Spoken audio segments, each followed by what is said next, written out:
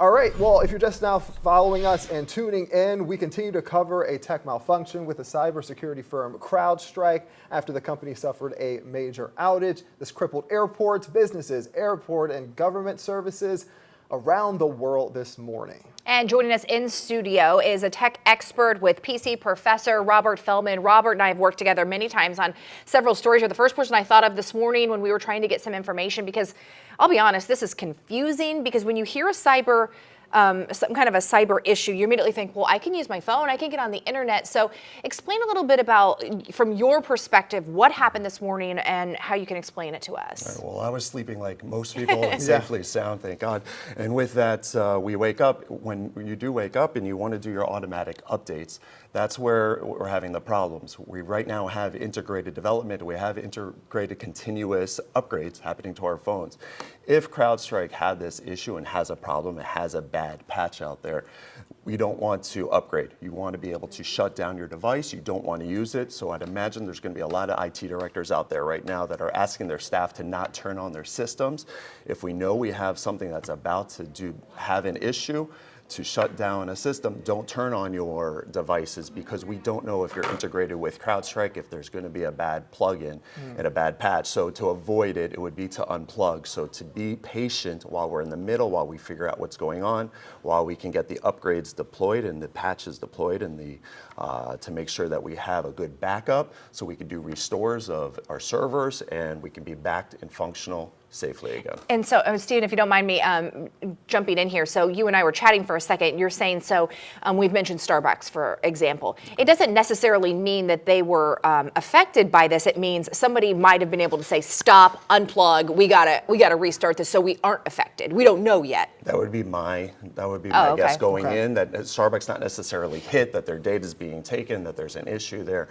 I wouldn't have a panic moment for that. It would probably be, they're probably playing it safe. They're seeing what's happening in earlier time zones before things and a patch comes to them, before they're integrated, so that they can turn on their machines to have a possible bad patch.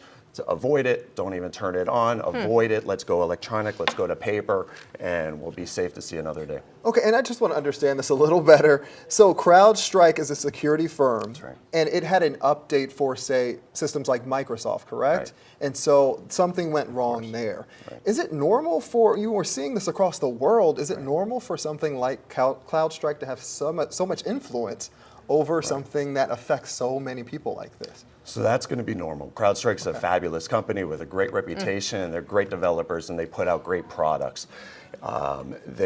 We are leaning heavier and heavier on larger corporations to help keep us safe. But with the larger they are, the more vulnerable they can become. We don't see that there's normally a bad patch that comes out that can bring down great masses. So to shut down is probably the safer answer for a lot of companies, while we restore servers and we can be back and bring back our backups so that everybody's safe and secure, and we're going to have a beautiful day today. That's my plan. So I have to ask, because CrowdStrike, they came out, they said, listen, this is not an attack, no need to worry. It was just a malfunction when we were doing this update. Your expert opinion, a lot of people wondering or worrying, is it an attack? And they're saying it's not. Where do you stand on this? That's interesting. So we don't know, and I don't want to pretend or surmise. Should they know at this point? I think it's and I don't know enough about it, but my first thought is, how do you know already?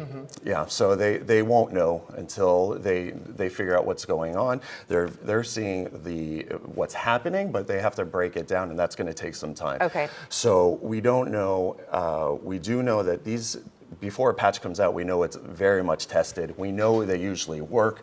So to have an update that come out that does not work, it does lead me to personally think that there's something. It doesn't sit right. There's something wrong. There's something odd. But at the same time, we have to go with what they're releasing. Sure. That it was everything's going to be okay. They have a fix, and they're going to be able to bring it back up, and everything shouldn't be smooth sailing. Are we safe to say that this is happening because they were protecting data from these banks, data in these systems for airports, and Is it safe to say they did what they did to protect information, everyday people's information out there, or how? Well, that's constant, correct? We're always trying to keep security, and we're always trying to keep updates. We're always trying to keep hackers from penetrating system to take any data. So that's their job. That's their role through the night while we sleep soundly. So at the same time, I wouldn't be concerned. They're going to do their job. They're going to put out a patch. We have fixes. There's no cause for alarm, in my opinion. Maybe an inconvenience, but there's nothing here we're going to be able to overcome this very easily. Is this the future? Is this something that's going to be just something that happens frequently? So, right. So we're going to have protocols now that we have new laws intact. That we've always had hacks. We've always had vulnerability issues and viruses and malware. That's not new. But what is new is we now have a new laws that make these companies report and actually be more transparent. So now all of a sudden it's coming to the surface, which is much more alarming to us as the consumers. Sure. We're seeing things that we didn't want to see or we didn't want to know before. So now that we're seeing it, they're more reliable, they're more responsible for this data, and they're more accountable for what's happening. So there's more transparency than we've seen before, which is more alarming to us. And That's a good way to put it. That's understandable. For sure. And we were talking to our previous expert about just how long this might last. Hard to tell, but they're working behind the scenes very hard. Microsoft said that the issue was identified, but it's still a process to get things up and running. Which is their procedure. They don't want to do anything, knee-jerk reactions. They want to be able to see what the problem is, deploy it, and to make sure it's and test it properly through the proper channels. All right, Robert Feldman, thank you so much. Really good insight. Yes. I hope it settles some nerves for people out there a little bit. We all woke up kind of in shock. I'm sure on your end of the business, it's, you see things like this a lot. So, and like you said, we'll likely see more of it. Thank you so much. Really appreciate your time.